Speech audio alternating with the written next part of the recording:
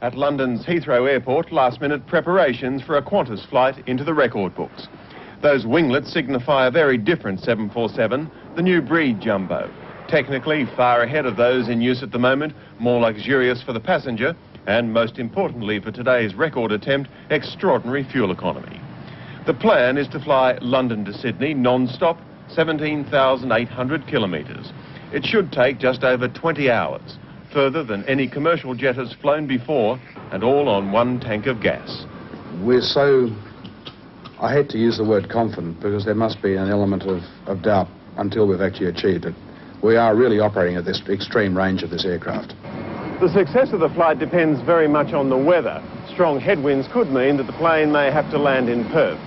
And to save even more fuel, the 747 will fly at the maximum height allowed for this sort of aircraft, 45,000 feet. This doesn't signal the start of non-stop flights from Britain to Australia. It's a one-off. A non-stop, fully passengered flight is perhaps 10 years away. The technology for that still has a long way to go.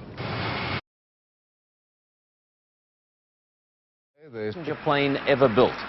Its pilots are hoping to fly the 17,800 kilometres in less than 20 hours. The plane has longer wings turned up at the tips for better performance.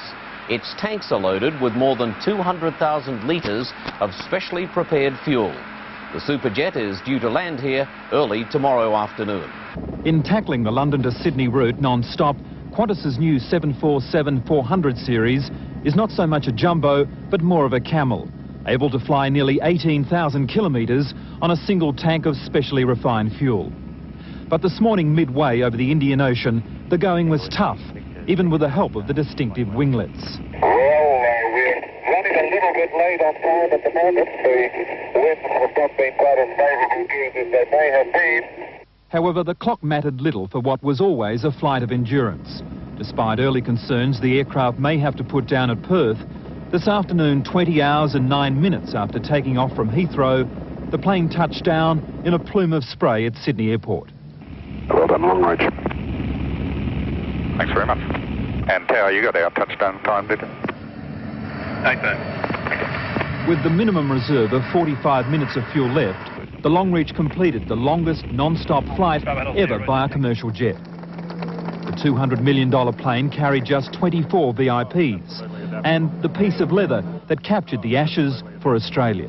You notice it hasn't got many marks on it? It could be another decade before passenger-carrying jets can fly Sydney to London non-stop.